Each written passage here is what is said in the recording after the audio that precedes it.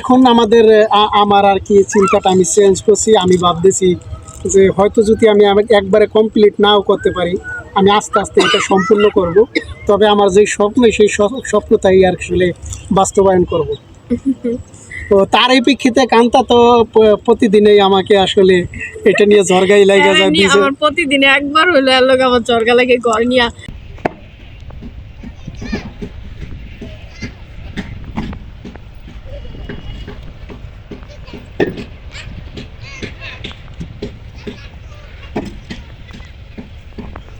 আসসালামাইকুম প্রিয় ভাই ও বোনেরা, সকলকেই সুস্বাগত কান্তা ব্লগে। আজকে একটা গুরুত্বপূর্ণ বিষয় নিয়ে কথা বলবো। সেটা নিয়ে অনেকেই গসিপিং করতেছেন, অনেকে অনেক কথা বলতেছেন। আর আমাদের অনেক প্রত্যাশিত এবং অনেক কাঙ্ক্ষিত একটা স্বপ্ন, সেটা দেখে আসলে বাস্তবে রূপ দেওয়া যায় কিনা। আমি অনেকেই জানেন, দীর্ঘ প্রায় 17-18 বছর যাবৎ বিদেশে ছিলাম, আর বর্তমানে একবারই চলে আসছি। তো আলহামদুলিল্লাহ অনেকটাই করা সম্ভব হয়েছে, আবার অনেক কিছুই সম্ভব হয় নাই। তো লাস্ট একটা আসলে অনেক দিনের স্বপ্ন ছিল যে একটা ঘর দিব। ঘর বলতে যেই ছোট্ট রূপে যে বিল্ডিং আছে, যেমন 1000 স্কোয়ার ফিট বা 1200 বা 800 স্কোয়ার ফিট, এরকম মানে ছোট্ট রূপে আর কি। তো সেটার আশা একবারে ছেড়েই দিছিলাম যখন দেশে আসলাম। তারপরে ভাবলাম যে একটা ঘর দিই, টিন কাঠের ঘর, যেটা সিঁড়ের তৈরি, অনেকেই জানেন গ্রাম অঞ্চলের যে ঘরগুলো। কিন্তু আমার স্বপ্ন আপনার বাড়িতে যে ঘর আছে সেম ওরকম দেওয়ার পরিকল্পনা করছিলাম আর কি দেশে আইসা। তবে আমার স্বপ্নটা ছিল একটা বিল্ডিংয়ের আর কি। আর তাছাড়া একটা আতঙ্ক আমাদের মাঝে বিরাজমান ছিল, এই দেখা ওই যে পদ্মা নদীর। পদ্মা নদীর বলতে আসলে পদ্মা নদীর জন্যই অনেকে হয়তো সম্ভব হলেও মানে বিল্ডিং দেয় না, কারণ কখন ভেঙে ফেলে। অতি নিকটেই আমাদের পদ্মা নদী। তো এখন আমার আর কি চিন্তাটা আমি চেঞ্জ করছি। আমি ভাবতেছি যে হয়তো যদি আমি একবারে কমপ্লিট নাও করতে পারি, আমি আস্তে আস্তে এটা সম্পূর্ণ করব। তবে আমার যে স্বপ্ন, সেই স্বপ্নটাই আর আসলে বাস্তবায়ন করব। তো তার এই প্রেক্ষিতে কান্তা তো প্রতিদিনই আমাকে আসলে এটা নিয়ে ঝরগাই লাগা যায়। আমার প্রতিদিনে একবার হইলো এর লোক আমার ঝরগা লাগে ঘর নিয়ে। কারণ আমার বিয়ার পর থেকে আমি ছোট ঘরে থাকি। সে যখন না না, বিয়ের পর থেকে আমি দেশে আইলে, তাছাড়া তো বড় ঘরেই থাকো। তাছাড়া আমি একা তো আর এই ঘরে থাকি না। তাও ছিলাম ওই যে একবার 6 মাস নাকি জানি 5-6 মাস ছিলাম, একবার একটু রাগ হইয়া। তো বড় ঘরেই থাকি, কিন্তু সে আসলে তো এই ঘরে থাকা হয়। আর আমার আদিয়ান একদম পছন্দ করে না এই ঘরে থাকতে। 2 দিন কান্নাও করছে এবার আসার পর যে আমি এই ছোট ঘরে ঘুম আসবো না। আর আমারও ভালো লাগে না, একটা কাপড় রাখলে এলোমেলো লাগে, আর কোনো একটা রাখার মতো কোনো জায়গা আসলে ছোট্ট দোতলা ঘর তো, এটার ভিতরে আসলে গোছগাছ করে রাখা সম্ভব না। আসলে একটা ফ্যামিলিতে অনেক কিছুই আছে। তো যাই হোক, আমি বিদেশে থাকা অবস্থায় 5000 ইট কিনা বাড়িতে রাখছিলাম স্টক করে, আসলে বাড়িতে এসে কাজ ধরবো। তো যাক, ওইটা জলে যাওয়া দরছিল, কিন্তু এখন পুনরায় আসলে জলে যাইতো না, টিনের ঘর দিলে তো ফ্লোর পাকা করতেন। হ্যাঁ, ফ্লোরে অবশ্য লাগে যেত। তো কান্তার সাথে প্রায় সময় ঝরগা লাগে যায় ঘর করে। এখন আজকে আমার সকালে উঠলে যখন আমি আশেপাশে চারপাশে দেখি, এখন বলবেন আবার মানুষকে হিংসা করে। আসলে হিংসা না, কারোটা দেখার লোভও না। আমার হলো ভালো লাগে না, ওই ঘরটাই আমার ভালো লাগে না, মেন কথা যেটা।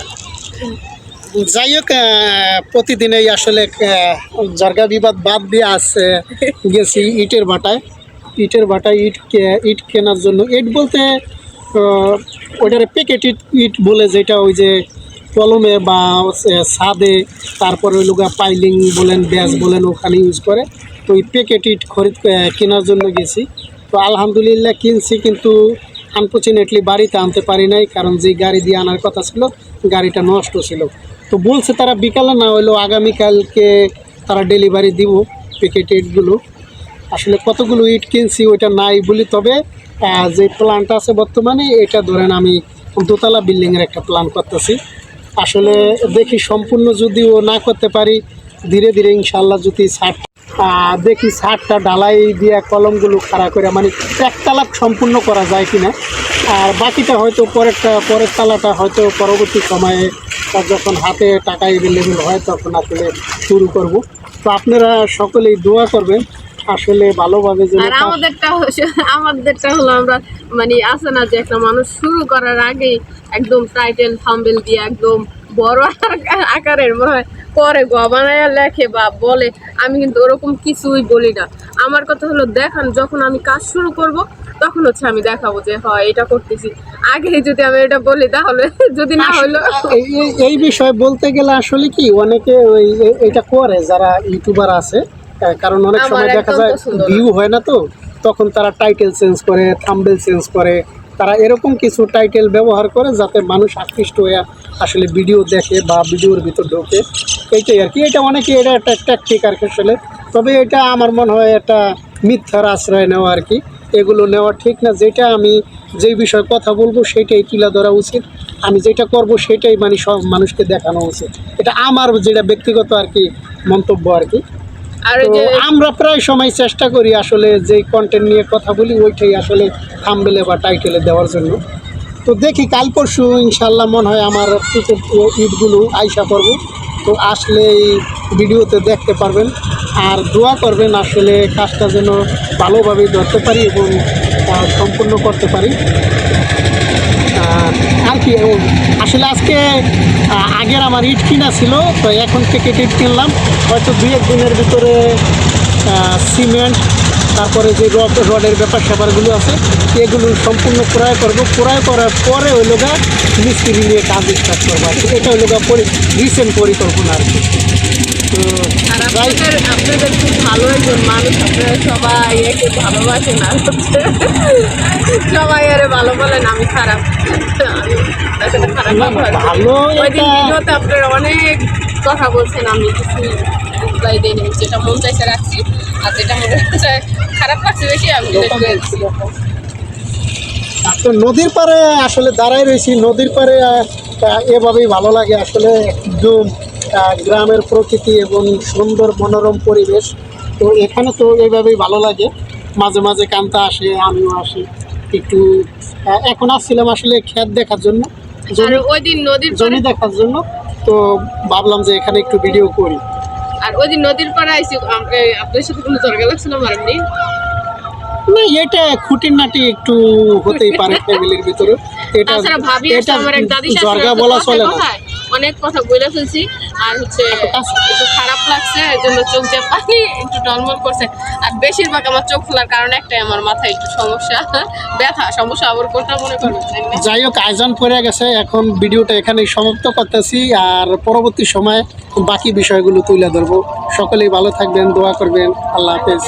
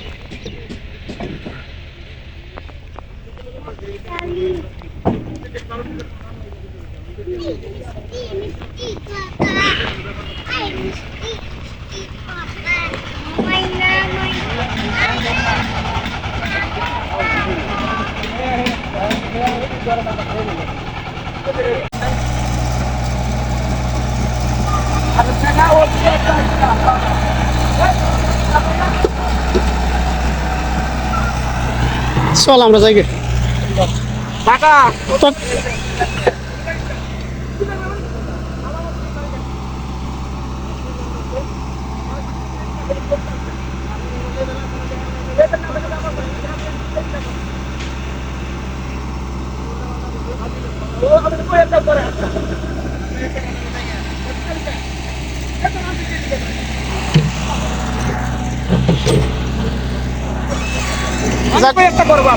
বুঝাই কন হাত দাম করে